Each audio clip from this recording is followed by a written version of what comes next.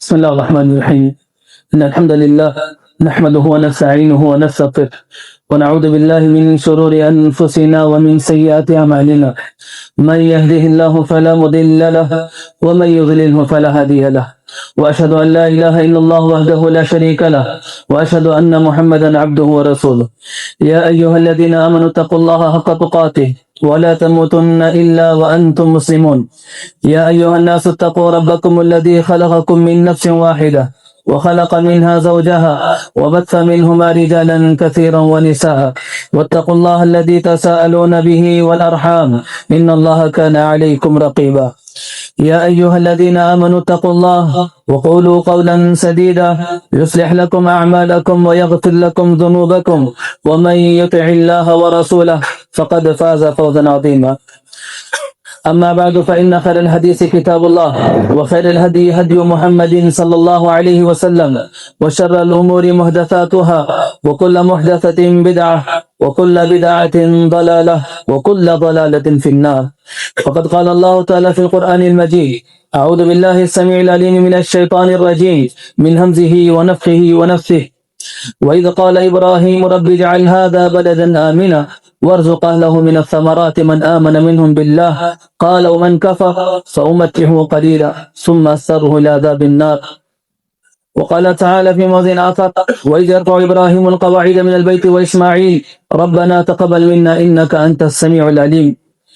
معزز حاضرین، اللہ رب العزت کا بے انتہا فضل اور اس کا شکر ہے کہ اللہ تعالیٰ نے ہمیں عید الاضحیٰ جیسی مبارک سعادتیں سے نوازا۔ یقیناً یہ دن بڑا اہم دن ہے۔ نبی کریم صلی اللہ علیہ وسلم فرماتے ہیں کہ اللہ کے نزدیک یوم النحر سب سے عظیم دن ہے، اور ہم اور آپ اس ناحیے سے بھی بڑے خوش نصیب ہیں کہ اللہ تعالیٰ نے اس عظیم دن کو ہمیں عطا فرمایا۔ اور 10 دن ذو الحجہ کے جو دنیا کے سب سے افضل دن ہیں، جن کی عبادتیں اللہ تعالیٰ کے نزدیک سب سے زیادہ مقام و مرتبہ رکھتی ہیں، جن میں کیا جانے والا چھوٹا عمل بھی اللہ کے نزدیک بہت بڑا عمل ہو جاتا ہے، اجر کے اعتبار سے بہت زیادہ اس کا اجر ملتا ہے۔ ایسے 10 دن اللہ تعالیٰ نے نصیب فرمائے ہیں۔ معززین، اللہ تعالیٰ نے قرآن مجید کے اندر ابراہیم علیہ السلام کی بہت ساری دعاؤں کو نقل کیا ہے۔ مختلف دعائیں اللہ تعالیٰ نے ابراہیم علیہ السلام کی قرآن مجید کے اندر نازل فرمائی۔ ابراہیم علیہ السلام جو ہے خانہ کعبہ کی دیواریں بنا رہے ہیں اور اللہ سے دعائیں کر رہے ہیں: ربنا تقبل منا انک انت السمیع العلیم۔ اللہ تعالیٰ ہمارے اس عمل کو قبول فرما، اس لیے کہ تو سننے والا اور جاننے والا ہے۔ ابراہیم علیہ السلام جو ہے مکہ کے لیے اللہ سے دعائیں کر رہے ہیں، اللہ سے کہتے ہیں: رب اجعل ھذا بلدا آمنا، اللہ تعالیٰ اس شہر کو امن کا شہر بنا، اللہ یہاں رہنے والوں کو اللہ تعالیٰ کھانے پینے سے، پھل سے اللہ تعالیٰ سے نواز۔ ابراہیم صلی اللہ علیہ وسلم جو ہے اپنے اولاد کی اصلاح کے لیے دعائیں کر رہے ہیں: ربنا وجعلنا مسلمین لک، اللہ تعالیٰ ہمیں مسلمان بنا، ومن ذریتنا، اللہ جو مجھے اولاد عطا تو کرے گا، میری جو ذریت ہوگی اللہ تعالیٰ اسے بھی تو تیری اطاعت کرنے والا بنا۔ مختلف دعائیں ہیں جو اللہ تعالیٰ نے ابراہیم صلی اللہ علیہ وسلم نے جو اللہ سے مانگی تھی، قرآن مجید میں اللہ نے نازل کی ہے۔ معززین، انبیاء کرام جو ہیں اللہ سے اتنی زیادہ دعائیں کیوں کرتے تھے؟ کئی ایک دعائیں ہیں جو اللہ تعالیٰ نے ابراہیم علیہ السلام کی نقل کی قرآن مجید کے اندر۔ اکثر مقامات پر کئی جگہوں پر الگ الگ ناحیے سے ابراہیم علیہ السلام جو اللہ سے دعائیں کرتے تھے۔ آخر انبیاء جو ہے اللہ سے اتنی دعائیں کیوں کرتے تھے؟ کیونکہ وہ اس بات کو جانتے تھے کہ دعا جو ہے اللہ کے نزدیک بڑی عظیم عبادت ہے۔ اتنی عظیم عبادت اللہ تعالیٰ کے نزدیک دعا ہے کہ دنیا کے اندر کوئی اور عبادت نہیں جو اس کا مقام مرتبہ پا سکے۔ نبی کریم صلی اللہ علیہ وسلم فرماتے ہیں: لیس شیء اکرم علی اللہ من الدعاء، اللہ کے نزدیک دعا سے بڑھ کر کوئی محبوب عمل نہیں۔ بندہ جب اللہ کے سامنے ہاتھ اٹھاتا ہے، اللہ سے دعائیں کرتا ہے، اپنی شکایتیں رکھتا ہے، یہ عمل اللہ کو بڑا محبوب ہے۔ ہم اور آپ اگر غور کریں گے، قرآن مجید کے اندر اللہ تعالیٰ نے دعا کے متعلق 300 سے زائد ایسے مقامات ہیں جہاں اللہ تعالیٰ نے دعا کا تذکرہ کیا۔ دنیا کے اندر کی جانے والی سب سے پہلی اور سب سے اہم عبادت دعا ہے۔ اللہ تعالیٰ نے آدم اور حوا کو زمین پر اتار دیا، وہ دونوں اللہ سے دعا کرنے لگے، قال ربنا ظلمنا انفسنا، دونوں کہنے لگے کہ اے ہمارے رب، ہم نے اپنے نفسوں پر ظلم کیا، ہمیں معاف کر دے، تم معاف نہیں کرا، تم خسارہ اٹھانے والوں سے۔ اور انسان کی زندگی میں سب سے آخری عمل جو ہوگا وہ دعا ہی ہے۔ انسان جب دنیا سے چلا جاتا ہے، ہم اور آپ اس کی نماز جنازہ پڑھتے ہیں، اس سے حق میں دعا کرتے ہیں، اللہم اغفر لہ وارحمہ وعافہ واعف عنہ۔ انسان جب پیدا ہوتا ہے اس کے حق میں دعائیں کی جاتی ہیں، سب سے پہلے اس کے کان میں اذانیں دی جاتی ہیں، اور جس انسان کو خوشخبری دی جائے کہ اولاد ہو رہی، اس کے حق میں دعائیں ہوتی ہیں۔ انسان جب دنیا سے جا رہا ہوتا ہے، سب سے آخری چیز اس کے حق میں ہم اور آپ کرتے ہیں وہ دعائیں ہیں۔ قرآن کی ابتدا دعا سے ہے، قرآن کا اختتام دعا سے ہے، انسان کا سونا دعا سے ہے، انسان کا جاگنا دعا سے ہے، انسان کے اٹھنے بیٹھنے سے لے کر، کھانے پینے سے لے کر، سونے جاگنے سے لے کر، جینے مرنے تک دعاؤں سے انسان کی زندگی گھری ہوئی ہے۔ اس لیے کہ دعا یہ بڑی عظیم عبادت ہے۔ دعا کی وجہ سے انسان کی کوئی ایسی پریشانی جو حل نہ ہو سکے۔ انبیاء اکرام جانتے تھے اس بات کو کہ اللہ کے سامنے میں کوئی پیش کروں، اپنی مصیبت کو میں اللہ کے سامنے بیان کروں اور مصیبت حل نہ ہو، ایسا ہو نہیں سکتا۔ انبیاء اکرام اچھی طریقے سے اس بات سے واقف تھے، اس بات کو جانتے تھے کہ دنیا کے اندر کوئی بھی ایسی بیماری نہیں جس کا علاج دعا کے اندر نہ ہو، دنیا کے اندر کوئی ایسی پریشانی نہیں جو دعا سے حل نہ ہو پاتی ہوں۔ قرآن مجید اگر مطالعہ کریں، اللہ تعالیٰ نے بہت سارے نبیوں کی دعاؤں کا تذکرہ کیا ہے۔ ان نبیوں میں سے ایک نبی زکریا بھی ہے۔ زکریا علیہ السلام اللہ تعالیٰ سے دعائیں کرتے ہیں، اللہ سے کہتے ہیں رب انی وہن العظم۔ زکریا علیہ السلام کی کوئی اولاد نہیں تھی، وہ نبی تھے، کوئی اولاد نہیں تھی، باوجود اس کے وہ اللہ سے دعا کرتے ہیں، اور دعا بھی کس عمر میں کرتے ہیں؟ اللہ فرماتے ہیں قال رب انی وہن العظم، اللہ سے کہتے ہیں کہ اے میرے رب، میری ہڈیاں کمزور ہو گئی ہیں، واشتعل الرأس شیبا، اللہ میرے سر کے بال سفید ہو چکے ہیں۔ دو چیزیں کہا کہ اللہ ہڈیاں میری کمزور ہو گئی ہیں اور میرے سر کے بال سفید ہو چکے ہیں، اور آگے فرماتے ہیں وَكَانَتِ امْرَأَتِي عَاقِرًا، یہ تو میری پریشانیاں ہیں، میرے اندر ہیں کہ میری ہڈیاں کمزور ہیں، سر کے بال سفید ہو چکے ہیں، اور میری بیوی بھی بانجھ، اولاد پیدا نہیں کر سکتی، بانجھ ہے، لیکن اللہ تعالیٰ پھر بھی میں تجھ سے دعا کرنے سے بدبخت نہیں ہوں، دعا کرنے سے عاجز نہیں، اللہ مجھے اولاد عطا فرما۔ محدثین کا مفسرین کا فرماتے ہیں کہ زکریا علیہ السلام اپنی عمر کے اس حد کو پہنچ چکے تھے، اتنی بڑی عمر کو پہنچ چکے تھے جس کے بعد اولاد ہونے کا کوئی امکان نہیں تھا۔ آپ خود غور کریں زکریا علیہ السلام کیا کیا اللہ تعالیٰ سے پیش کر رہے ہیں، کہہ رہے ہیں کہ اللہ تعالیٰ میری ہڈیاں کمزور ہو گئی ہیں، میں اپنی عمر کو اتنی لمبی عمر کو پہنچ چکا ہوں جس کے بعد اولاد کی امید میں نہیں کر سکتا، سر کے سارے وال اللہ سے پیدا ہو چکے ہیں، میری بیوی بانجھ ہے اللہ تعالیٰ، لیکن اللہ تعالیٰ میں پھر بھی تجھ سے مانگوں تو مجھے نہ دے سا نہیں سکتا۔ اللہ سے بار بار دعا کرنے لگے، بار بار دعا کرنے لگے، اللہ سے مانگنے لگے کہ اللہ مجھے اولاد عطا فرما، تو اللہ تعالیٰ نے زکریا علیہ السلام کو اولاد عطا فرمائے۔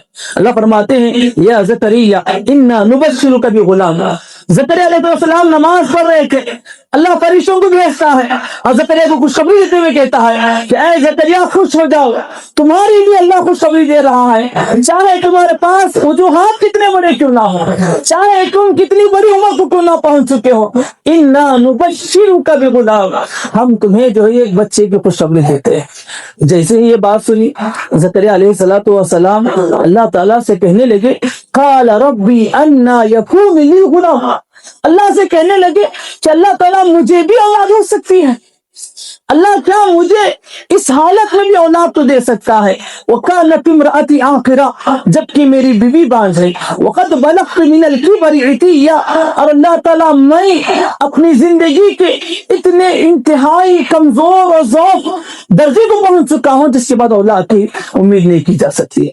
تو انسان اللہ سے مانگے، اللہ سے شکایتیں پیش کریں، اپنی پریشانیاں اللہ سے پیش کریں، اللہ کے سامنے ہاتھ اٹھا کر کہیں میں پریشان ہوں، عاجز ہوں، میری یہ تکلیفیں ہیں، اللہ کو حل کر دے۔ کوئی بھی ایسا مسئلہ نہیں جو دعاؤں سے حل نہ ہو سکا ہے۔ آج ہمارا مسئلہ کیا ہے، ہماری شکایتیں کیا ہیں؟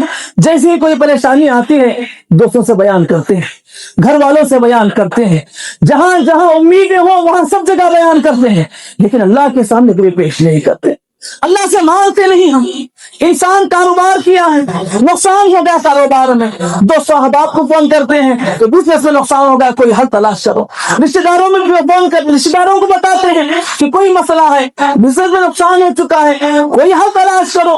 جہاں سے حل ہونے کا امکان ہے، جہاں حل ہونے کا یقین ہے، وہاں ہم پیش نہیں کرتے، ہر ایک سے بیان کرتے ہیں، لیکن اللہ کے سامنے کبھی ہم ہاتھ اٹھا کر نہیں کہتے، اللہ سے کبھی بیان نہیں کرتے، اپنی شکایت اللہ سے پیش نہیں کرتے، اللہ تعالیٰ کے سامنے کبھی ہم اپنی مصیبتوں کو بیان نہیں کرتے۔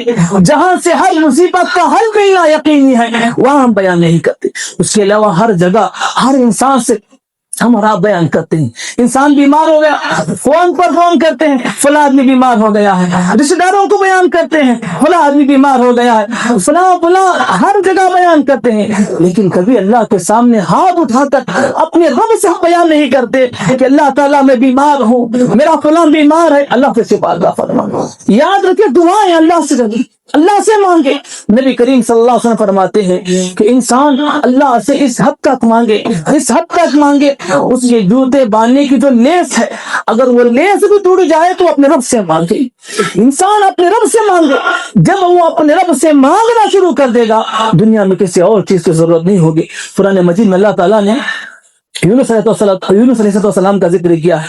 اللہ تعالیٰ فرماتے ہیں کہ اللہ تعالیٰ کا حکم آنے سے پہلے وہ اپنی بستی چھوڑ کر چلے گئے، کشتی میں سوار ہو گئے، کشتی میں جو ہے ڈاواں ڈول ہونے کی کشتی ہلنے لگی سمندر میں، لوگوں نے یہ اعلان سمجھا کہ جو ہے زیادہ وزن ہو چکا ہے، لگیج زیادہ ہو چکا ہے، اسی لیے کسی کو سمندر میں کودنا ہوگا، ہر ایک انسان کو اپنی جان کا ہے۔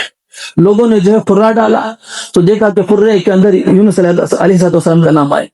مفسرین کہاں فرماتے ہیں جیسے ہی انہوں نے نام دیکھا کہ یونس کا تو لوگوں نے کہا کہ یہ تو بڑا نیک انسان ہے، عبادت گزار ہے، نبی بنا کر بھیجا گیا ہے، اسے ہم کشتی کے حوالے کیسے کر سکتے ہیں، یہ بڑا نیک انسان ہے، ہم اسے سمندر کے حوالے نہیں کر سکتے۔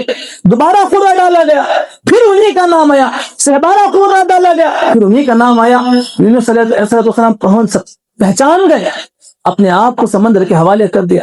اللہ تعالیٰ فرماتے ہیں فَالْتَقَمَهُ الْحُوتُ، جیسے ہی وہ سمندر میں کودے مچھلی نے انہیں لقمہ بنا دیا۔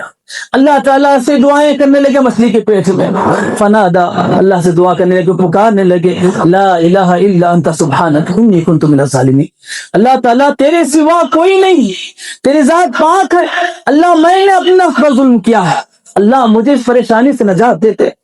مچھلی کے پیٹ میں اللہ سے دعائیں کر رہے ہیں، اللہ تعالیٰ نے انہیں مچھلی کے پیٹ سے نکال دیا۔ اللہ تعالیٰ کہتے ہیں وَلَوْلَا إِن كَانَ مِنَ الْمُسَبِّحِينَ، اللہ کہتے ہیں کہ اگر وہ تسبیح بیان کرنے والا نہ ہوتا، اللہ کی پاکی بیان کرنے والا نہ ہوتا، لَلَبِثَ فِي بَطْنِهِ إِلَى يَوْمِ يُبْعَثُونَ، قیامت کی صبح تک وہ مچھلی کے پیٹ میں رہ جاتا۔ کتنی بڑی مصیبت، کتنی بڑی پریشانی، کتنی بڑی تکلیف کہ انسان اپنے دوست و احباب سے دور رہے، اپنے گھر بار سے دور رہے، ایسی جگہ رہے جہاں کوئی اسے پہچاننے والا نہیں، پہچان تو دور کی بات، کوئی انسان بھی نہیں، ایسی جگہ تاریکی میں زندگی گزارنا، اور وہ بھی قیامت کے صبح ہونے تک، قیامت کے قائم ہونے تک۔ لیکن اللہ تعالیٰ سے انہوں نے دعائیں کی، اللہ سے کہا کہ اللہ تعالیٰ میں عاجز ہوں، میں اللہ میرے اندر کوئی طاقت نہیں، اگر اللہ تو ہمیں معاف نہیں کر، تو ہماری مدد نہیں کرے گا، تو ہماری دعاؤں کو قبول نہیں کرے گا، اللہ میرے اندر اتنی وسعت نہیں کہ میں اس پریشانی سے باہر آ سکتا۔ تو اس لیے اللہ سے دعائیں کرے، بار بار اللہ سے مانگے، بار بار اللہ سے پوچھے، اپنی مصیبتوں کو اللہ سے پیش کرے، اپنی پریشانیوں کو اللہ سے سوال کرے۔ کام نہیں مل رہا ہے اللہ سے دعائیں کرے، کام آپ کو جو کام ملا ہے، کما رہے ہیں، کھا رہے ہیں، آپ کو نہیں بسا رہا ہے، پورا نہیں ہو پا رہا، ضرورتیں پوری نہیں ہو پا رہی ہیں، اللہ سے دعائیں کریں۔ آپ کو اولاد چاہیے، اللہ سے دعائیں کریں، اولاد کی تربیت ہے، آپ اللہ سے دعائیں کریں۔ کوئی بھی ایسا مسئلہ کوئی بھی ایسی چیز نہیں جو آپ اللہ سے نہیں مانگ سکتے. وہ اللہ ہی ایک ہے جس سے ہم دل کھول کر ہر ایک چیز مانگ سکتے ہیں. دنیا میں چاہے ہمارا کتنا قریب انسان کیوں نہ ہو، بعض چیزیں ایسی ہوتی ہیں جو ہم اس سے بیان نہیں کر پاتے. چاہے وہ اپنا کتنا ہی اپنا کیوں نہ ہو، تھوڑے ایسے معاملات ہوتے ہیں جو ہم اس کے ساتھ بھی شیئر نہیں کر پاتے. ہم سیدھے جھجکتے ہیں اس کے سامنے بیان کرنے سے. لیکن اللہ کا در ہی وہ ایک ہے جہاں ہم بغیر کسی ہچکچاہٹ کے ہر چیز مانگ سکتے، چاہے کتنی چھوٹی کیوں نہ ہو، چاہے ہم یہ کیوں نہ سمجھتے ہو کہ میں طاقت سے باہر کیوں نہ ہو. مظاہری نبی کریم صلی اللہ علیہ وسلم کے زمانے میں ابو امامہ رضی اللہ تعالیٰ عنہ مسجد میں بیٹھے ہوئے تھے. پہلے نبی صلی اللہ علیہ وسلم مسجد میں داخل ہوئے. آپ صلی اللہ علیہ وسلم نے دیکھا کہ ابو امامہ جو ہے بیٹھے ہوئے ہیں. آپ نے پوچھا کہ ابو امامہ کیا وجہ ہے کہ مسجد میں بیٹھے ہوئے؟ کہا کہ اللہ کے نبی صلی اللہ علیہ وسلم ہموم لازمتی، کہا کہ اللہ کے نبی زندگی میں پریشانیاں ہیں، پریشانیاں پیچھا نہیں چھوڑ رہے ہیں اللہ کے نبی. وہ دیون، اللہ کے نبی زندگی قرض میں ڈوبی ہوئی ہے، پریشانیاں ایک پیچھا نہیں چھوڑ رہے، اور پریشانیوں کو دور کر رہا ہوں، قرض میں مبتلا ہو چکا ہوں، قرض بھی قرض کی بھی جو ادائیگی نہیں ہو پا رہی. تو نبی کریم صلی اللہ علیہ وسلم نے ان سے کہا کیا میں تمہیں ایسی چیز نہ بتاؤں کہ جس کو تم پڑھو تو اللہ تعالیٰ تمہاری پریشانیوں کو دور کر دے، تمہارے قرض کو ادا کر دے. تو پہلے نبی صلی اللہ علیہ وسلم نے انہیں دعا سکھلائی، کہا اللہم انی اعوذ بک من الہم والحزن، اللہ سے تم دعائیں کرو. کہا کہ اللہ سے کہو کہ اللہ تعالیٰ ہر ایک پریشانی سے، ہر ایک غم سے، ہر ایک تکلیف سے میں تیری پناہ میں آتا ہوں، اللہ قرض کے بوجھ سے میں تیری پناہ میں آتا ہوں. ابو امامہ رضی اللہ تعالیٰ نے کہتے ہیں کہ میں نے اس دعا کو صبح و شام پڑھتا رہا، اللہ تعالیٰ نے میرے غموں کو بھی دور کر دیا، میرے قرض بھی ادا کر دیا. تو مزید ہم اور آپ جن دنوں سے گزر رہے ہیں، جو ماحول ہمارے اندر جو چل رہا ہے، اس میں ہمیں اور آپ کو کثرت سے اللہ سے دعائیں کرنا چاہے. ایک تو مہنگائی سر چڑھ کر بول رہے ہیں، ایک تو کام پریشانی کام کو حاصل کرنے میں بھی ہے، اور کام کے ملنے کے بعد اس سے جو آنے والے آمدنی ہے اس سے گھر کا گزارا بھی ہے. انسان ہر اعتبار سے پریشانی مبتلا ہے. ایسے وقت میں ہمیں اور آپ کو چاہیے کہ کثرت سے دعائیں کریں. ابراہیم علیہ السلام کی زندگی سے ہمیں اور آپ کو جو دروس و اخبار ملتے ہیں ان میں سے ایک سبق یہ بھی ہے کہ ابراہیم علیہ السلام جو اپنی زندگی کے ہر مرحلے میں اللہ سے دعائیں کرتے تھے، ہر ایک پریشانی میں اللہ سے دعائیں کرتے تھے، ہر ایک چیز کا حل اپنے رب سے چاہتے تھے.